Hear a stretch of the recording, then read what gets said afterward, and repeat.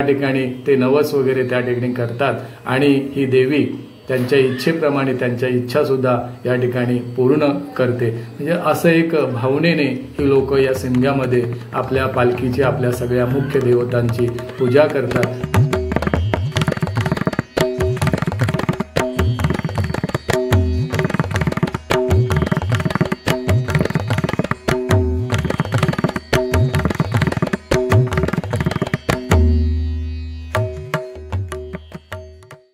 नमस्कार मित्रांनो, स्वागत आहे तुमचं आजच्या 9 दिवस नवदुर्गा सिरीजच्या 4थ्या भागात।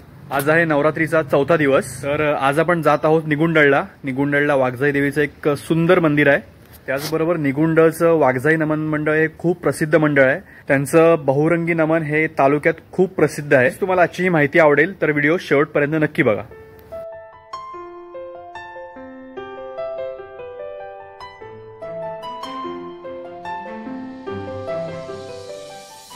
तर वाघजाई देवीच्या देवात जाण्यासाठी आपल्याला सर्वप्रथम गुहागर चिपळूण रोडनी यावं लागतं आणि तिथून चिखलीच्या इथे कारुळ फाटा लागतो। तर त्या कारुळ फाट्यात आपल्याला आज जावं लागतं। त्याआधी मेन रोडच्या इथे स्वामी समर्थांचं खूप सुंदर मठ आहे। सर्वप्रथम आपण स्वामींचं दर्शन घेऊया।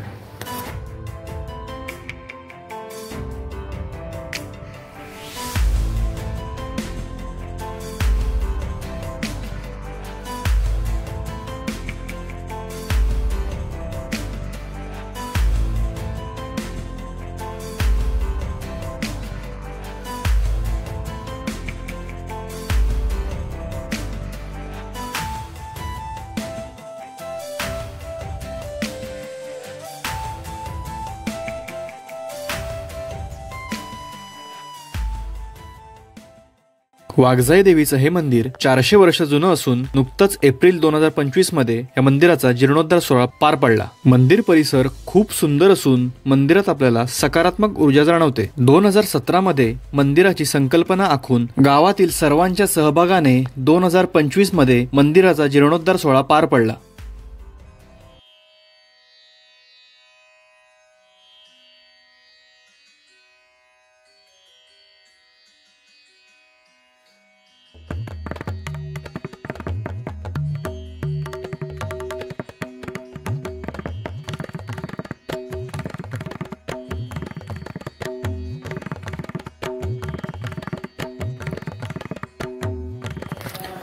तुम्ही मंदिराचं बांधकाम बघू शकता, खूप सुंदर मंदिर बांधलंय।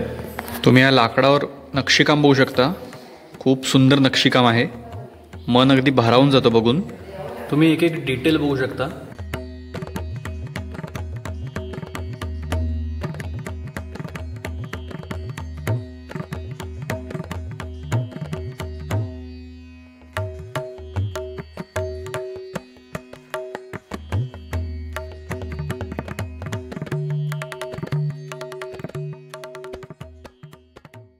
तर आपल्यासोबत गावातील ग्रामस्थ आहेत। नमस्कार काका। नमस्कार। सर्वप्रथम आपली ओळख करून द्या। नमस्कार, मी संतोष गंगाराम धामनसकर, सेवानिवृत्त शिक्षक, निगुंडळ। सध्या या देवस्थानच्या कामामध्ये थोडं सामाजिक बांधिलकी म्हणून थोडं देवस्थानसाठी मदत करण्याचा, म्हणजे एकंदरीत जे काही काम आहे ते करण्याचा मी प्रयत्न करतो। मंदिरामध्ये मुख्य ज्या देवता आहेत त्याच्यामध्ये श्री सोमया, जे आता नवरात्र उत्सवामध्ये आपण जो उत्सव साजरा करतो त्याच्यावरती घटस्थापना म्हणजे माळी या ठिकाणी हे लावल्या जातात। त्यानंतर मुख्य आमचा जो देव आहे तो श्री खेम, त्यानंतर मुख्य आमची देवता श्री महालक्ष्मी, बरोबर श्री वाघजाई, श्री काळेश्री, श्री काळकाय, त्याचबरोबर श्री केदारनाथ मध्ये 2 शिपाई या ठिकाणी आहेत। त्यानंतर बजरंगबली हनुमान, त्यानंतर या एका साईडला श्री दुर्गा देवी आहे, त्याचबरोबर श्री चंडिका देवी आहे, श्री भैरी देवी आहे। आणि बाहेर आपण आलो, गाभाऱ्यातून बाहेर आलो सभागृहामध्ये, तर तिथं एका कोपऱ्यामध्ये एका असा एक देव त्या ठिकाणी ठेवलेला आहे। आणि मग बाहेर बाकीच्या इतर देवता परिसरामध्ये वगैरे त्या ठिकाणी आहेत। सणवार असतात जे वार्षिक, त्याबद्दल थोडी माहिती द्या। श्री ग्रामदेवता निगुंडळ या देवतेचा नवरात्र उत्सव या ठिकाणी पहिली रात्र हे 22/9/2025 ला सुरुवात झाली। अशा पद्धतीनं एकूण 1 तारखेपर्यंत 1/10/2025 पर्यंत हा नवरात्र उत्सवाचा कार्यक्रम या ठिकाणी केला जातो। म्हणजे दरवर्षी या ठिकाणी साधारणपणे 2013 पासून जुन्या मंदिरामध्ये या नवरात्र उत्सवाला आम्ही प्रारंभ केला आणि आज तागायत हे नवीन मंदिर झाल्यानंतरचं दुसरं पर्व जे सुरू होते ते या नवीन मंदिरामध्ये होते। हा पहिला नवरात्र उत्सव आम्ही या नवीन मंदिरामध्ये सुरू केलेला आहे। म्हणजे हा नवरात्र उत्सव एक साधारणपणे 13-14 वर्ष या ठिकाणी आम्ही साजरा करतोय। जुन्या काळातही जुनी मंडळी अशा पद्धतीनं हा नवरात्र उत्सव साजरा करायचे।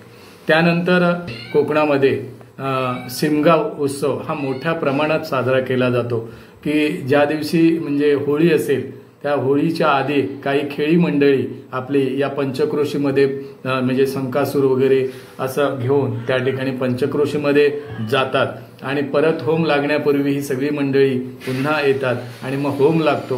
होम लागल्यानंतर मग पालखी साणेवरती असते, त्या ठिकाणी मग गोंधळ वगैरे हे सगळे कार्यक्रम झाल्यानंतर पालखी मानकऱ्यांची घरं वगैरे घेणार, गावकऱ्यांची घरं घेणार आणि मग सगळ्या गावामध्ये ही पालखी वाडीतून फिरते आणि त्या ठिकाणी मग प्रत्येक वाडीमध्ये ही पालखी जाऊन प्रत्येक घरामध्ये बसते। त्या ठिकाणी भक्तिभावानं सगळी लोक त्या पालखीची पूजा करतात। त्याचबरोबर त्यांना जे काही आपल्या इच्छा असतील मनातल्या त्या सांगायच्या असतील तर त्या ठिकाणी ते नवस वगैरे त्या ठिकाणी करतात आणि ही देवी त्यांच्या इच्छेप्रमाणे त्यांच्या इच्छा सुद्धा या ठिकाणी पूर्ण करते। म्हणजे असं एक भावनेने ही लोक या शिमग्यामध्ये आपल्या पालखीची आपल्या सगळ्या मुख्य देवतांची पूजा करतात आणि सगळा गाव, सगळे मानकरी, सगळे ग्रामस्थ गावकरी एकत्र येऊन आनंदात हा शिमगोत्सव साजरा करतात। हे मार्च महिन्यामध्ये साधारणपणे हा शिमगा येतो। त्यानंतर मग पुढे आपण जर बघितलं म्हणजे एक आराधना नावाचा कार्यक्रम असतो।